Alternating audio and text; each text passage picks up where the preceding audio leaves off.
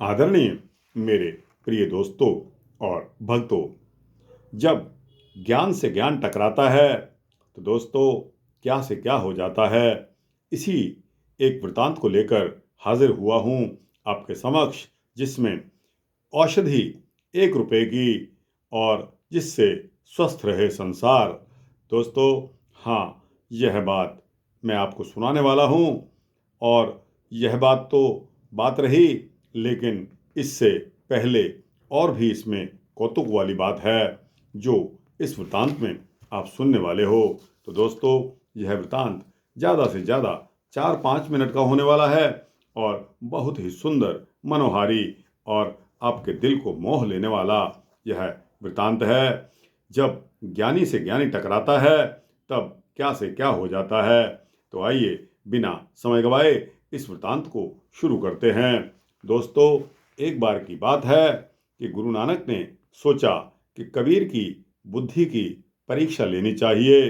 उन्होंने एक चवन्नी कबीर साहब के पास भेज दी और यह कहलाकर भेजा कि इस चवन्नी की कोई ऐसी वस्तु लेनी चाहिए जिसे खाकर 100 व्यक्ति तृप्त हो जाएं। 100 व्यक्तियों को तृप्त करने के लिए एक चवन्नी भेजी गुरु नानक साहब ने। कबीर साहब ने वो चवन्नी तो ले ली और बाजार चले गए।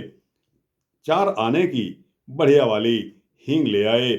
उसी दिन नगर के सेठ के यहाँ भोज था और 4 आने की उस हींग को लेकर कबीर साहब जब सेठ के पास पहुँचे और कहा कि इसको छोंक कर सारी दाल लोगों में बांट दो, तो कहा जाता है कि छुकी हुई दाल जिस जिसने भी खाई, हींग की बघार से उन सभी को तृप्ति हो गई और कबीर की हींग की सभी ने भूरि भूरि प्रशंसा की।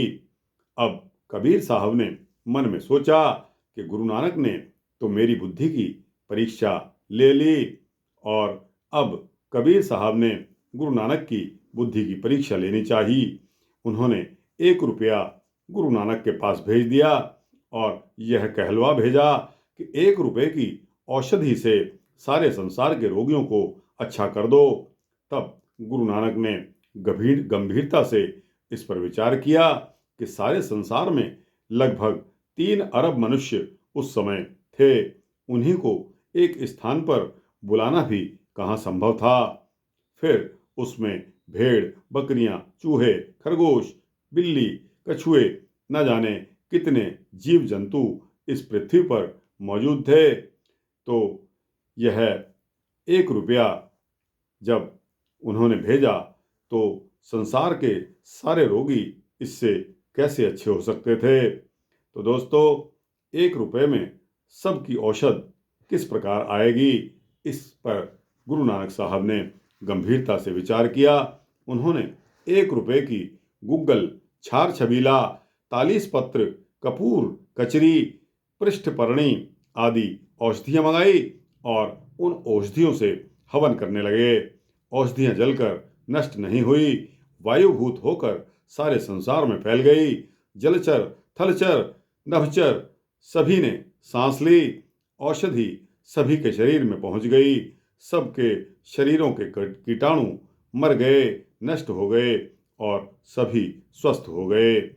कबीर ने गुरु नानक की इस पर भूरि भूरि प्रशंसा की तो गुरु नानक ने कहा कि कबीर, यह श्रेय तो उन ऋषियों का है जिन्होंने संसार के स्वास्थ्य के लिए यज्ञ जैसे महान विज्ञान की शोध की थी। तो दोस्तों, गुरु नानक साहब ने भी यज्ञ के लिए कभी मना नहीं किया। लेकिन आजकल हम देखते हैं कि सिख पंथ वाले अपने आप को अपना धर्म अलग ही बताने में लगे हुए हैं। यहाँ गुरु नानक साहब ने यज्ञ के बारे में उसकी प्रशंसा की है और यज्ञ के बारे में ऐसा बताया है कि यह श्रेय तो उन ऋषियों का है जिन्होंने संसार के स्वास्थ्य के लिए यज्ञ जैसे महान विज्ञान की शोध की थी। तो दोस्तों, गुरु नानक साहब ने भी उन ऋषियों की, उन संतों की खूब तारीफ की है, जमकर उनकी पीठ ठोकी है। तो दोस्तों, हमको भी यज्ञ में अपना आहुति यज्ञ में यज्ञ करवाने चाहिए। यज्ञ से हमें परहेज नहीं रखना चाहिए। जहाँ जहाँ यज्ञ की स्मेल, उसका धुआं जाता है, सारा वातावरण एकदम प्योर हो जाता है। तो दोस्तों, यह सूक्ष्म वृत्तांत यहाँ समाप्त होता है। आपको कैसा लगा? अच्छा लगा हो तो इसको लाइक और शेयर करिए।